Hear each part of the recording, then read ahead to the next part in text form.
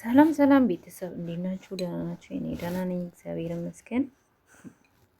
እንግዲህ ሰሞኑን ጠፍቼባችኋለሁ። የጠፋሁበትን ምክንያት እንግዲህ ሰርፕራይዝ ላድርጋችሁ ብዬ ነበረ። ለሰርፕራይዙ በሚቀጥለው ቪዲዮ ሰርፕራይዝ አደርጋችኋለሁ ማለት ነው።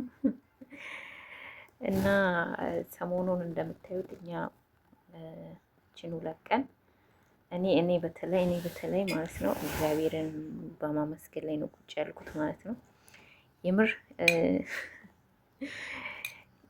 እኛ ቤት የኛ ግቢ ያሉት ሰዎች ወዘቴ የሴትዮ እናት እህቶቻት ወንድሞቿ ምናምን በረደን ፉፉፉ ወይ በርድ ወይ ቀጣ እንደዚህ ያደረገን ምናምን ይላሉ እና እንደዚህ ያደረገን ምናምን ሲሉ እኔ ምን አረኩኝ? እንግዲህ ቆዳን እያቃጠለኝ ነው። የሆነ መድኃኒት ተቀብቼ ፀጉሬ ላይ ከዛ እኔ ግን ምስጋና ላይ ነኝ። እግዚአብሔር ምስጋና እያልኩ ነው። ምስጋና ይግባል እግዚአብሔር እያልኩ ነው። ለምን የዛሬ 2 ዓመት እንደዘነበ ነው ዝናብ። የዛሬ አመት ሰማዩን ስናየው ምድር ስናየው ምንም ዝናብ የሚባል ነገር የለም። ከዛ ምን ቢሆን ጥሩ ነው እኔ በቃ ዛሬ ይዘንባል ነገ ይዘንባል በተስፋ በቃ ጠበቅኩኝ። ሰዎችማ ስንት ጊዜ ይዘንባል እያሉ ይሰበስቡ ነበር እና የዛሬ አመት ማለት ነው ኧረ ተው አይዘንብም በቃ አይዘንብም ብለን በብርድ 9ኛው ላይ ነው መብረድ የጀመረው በነገራችን ላይ። አሁን ግን በቃ ትክክለኛ ብርድ ያየ ነው። ብርድም ንፋስ የሚያየ ነው። አሁን 12ኛው ላይ ነው ዘንድሮ። 12 ወርም ገባ ምንም አልቀረም። እዚህ ጋር ደግሞ ስራውን እየቀረስኳት ነበር። አያችሁትን ስራው ስታምር። ወይኔ እኔማ ስራ መሸከም እንዴት እንዳማረኝ እውነት። ገጠር ሄዳለሁ ስራ ካገኘው ተሸክሜ ነው ውሃ የምቀዳበት። በጣም ነው ያማረኝ። እኔ ልጅ ሆኜ እንድች አይነት እሸከም ነበር እና አሁን ግን ባገኘው ኦልሬዲ እሸከም ነበረ። እስቲ ካገኘው እንግዲህ እናያለን። እና ሰሞኑን ሚዲያ ላይ እየተካሄደ ያለው ነገር በጣም ያሳዝናል።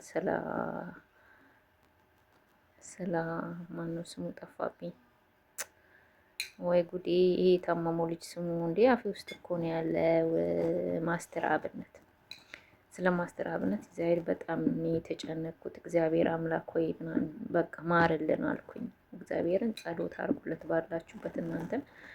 እኔም በምችለው አቅሜ እንግዲህ እግዚአብሔር የኔ አባት ከሰማኝ እንግዲህ እኔን ከሰማኝ እንደው እግዚአብሔር እድሜ ጨማምሮ ከጤና ጋር ይስጠው ነው የምለው እኔ የምር። እና ይሄው ከዛ ውስጥ ታሟል። አረ ሰው የኛ ሀገር ሰው ግን ምን ሰው ነው? አንዷ ወጥታ ስትሳደብ ነበረ ማለት ነው።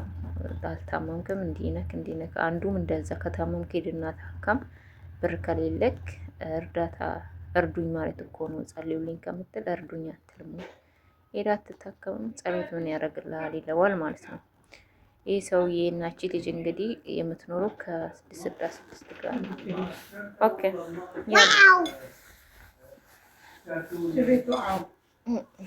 ስሎሊ የለታ በመሀል ሴትዬ እናት መታ የለታ በመሀል ሴትዬ እናት መታ እንግዲህ የሆነ የመጣ ምግብ ነበር አምጥታልኝ አቋረጠችኝ። እና እግዚአብሔርን ማስተር አብነት በጣም ልዩ ሰው ነው። ለምን እንደሆነ ታውቃላችሁ? በዚህ ዘመን እናንተ ስንቶቻችሁ ናችሁ እንጂ ስንቶቻችሁ ናቸው ልጅ ወልዳችሁ እባክህ እርዳኝ ልጄ ትንሽ አፍ እስኪከፍት ድረስ ከዛ ትንሽ ሰው ጋር አስቀምጬ ሄጄ እስኪሰራ ድረስ ብላችሁ ብር እያለው ስንቶቻችሁ ናችሁ? ባላችሁ ብራችሁን ከልክሎ ልጃችሁ በእንግልት ላይ ያለው ስንቶቻችሁ ናችሁ? ከኔም ጨምሮ ማለት ነው። የምር እኔ እንግዲህ ባል ተባብለን ተጋብተን በሰርግ በምን ተጋብተን ስንኖር የነበር ሰውዬው ነው። ብር ሲያገኝ ግን በፊት የግሬደር ኦፕሬተር ሹፌር ነበረ የልጅ አባት። ከዛ ረዳት ነበረ። ከረዳት ወደ ሹፌርነት ሲቀጠር ጥጋቡ አናቱ ላይ ወጥቶ ማለት ነው። እንግዲህ ሌላ ሴትም አማረውና ሄደ። ልጅ ደስ የሚለው ነገር እኔ እርጉዞኝ ነው እሱም ስራ ያገኘው ማለት ነው። ከዛ ልክ በቃ እኔ አርግዤ ምናምን ሌላ ሴት መያዝ ጀመረ ማለት ነው። ከዛ በኋላ ልጅ ተወለደ ምናምን በቃ እንዴት አድርጋችሁ ነው ሕፃን ልጅ ይዛችሁ የምትሰሩት? ገባችሁ? እና እባክህ አልኩት። እኔም እርግጥ ለመፍታት ሀሳቡ ነበረኝ። በቃ ሁኔታውን ሳይ ከዚህ ሰውዬ ጋርማ አልኖርም ብዬ ለመፍታት ሀሳቡ ነበረኝ። ነገር ግን ቢያንስ እባክህ ልጄ ቢያንስ በቃ አፉን ይፍታ፣ አፉን እስኪፈታ 3 ዓመት እስኪደርስ በዛን ሰዓት ገባችሁ ትምህርት ቤት እንኳን ሰው ጋር እንኳን ማስቀምጣችሁ አረብ ሀገርም ይሁን ትሰራላችሁ ማለት ነው። እና እንዴት አርጌ በቃ የ1 ዓመት ልጅ እንዴት አርጌ ስራ ለስራ በጣም በቃ ህይወቴ የተመሰቃቀለ ህይወት ነበረ። በነገራችን ላይ ይሄን ያነሳሁት በማስተባበርነት ነው። ሌላ ዋና ታሪኬን ግን ሌላ ቀን አወራችኋለሁ። እና በጣም የሚያሳዝን ታሪክ ነው ያለኝና ከመጀመሪያ ጀምሬ በነገራችን ላይ አወራችኋለሁ።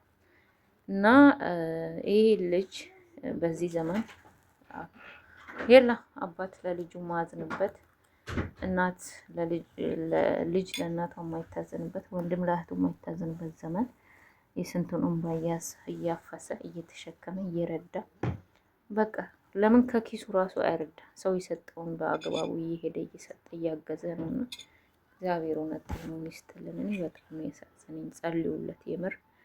እና ይሄን ይመስላል። ደግሞ ሰብስክራይብ እያረጋችሁኝም አይደለም፣ ላይክም እያረጋችሁልኝም አይደለም። እናንተ ግን በጣም በቃ እያበረታታችሁኝም አይደለም። ይሄን ቪዲዮ አይታችሁ እንኳን ላይክ ማታረኩ እኔ ከየት ሀገር እንደተፈጠርኩ ራሱ ራሴን መመርመር አለብኝ። የምር ከኢትዮጵያ ነው ከየት ነኝ? ከኢትዮጵያ ስለሆንኩ ነው ነገሩ ማታበረታቱኝ አይደል? የሌላ ሀገር ዜጋ ቢሆንማ ታበረታታላችሁ። እና ይሄን ይመስላል። በተረፈ ሰላማችሁ ባላችሁበት በዚህ ይበለልን። እንደምታየው እንግዲህ ዝናብ እኛ ጋር እሸወይና ነው እላችኋለሁ። እሸወይና ነው። ከዚህ ነበር የጀመረው በነገራችን ላይ እና ስራዬ ዝናብ ውስጥ ዞሮ ብቻ መቅረጽ ነበረ። ትናንት ብቻ እና ከትናንት ወዲያ አልቀረጽኩም። ምን ስራ ነበረብኝ? በጣም ጊዜ ነበር። የላ እና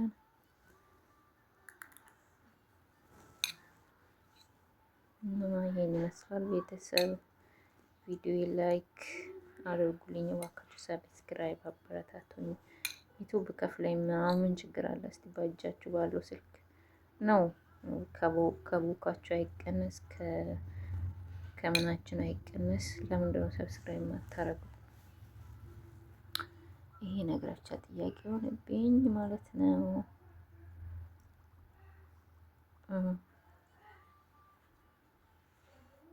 ወይኔ ጉዴ! እናንተ ሰዎች ፀጉሬን የሆነ እንዳንተ ተቀብቼዋለሁ። አቃጠለኝ ያ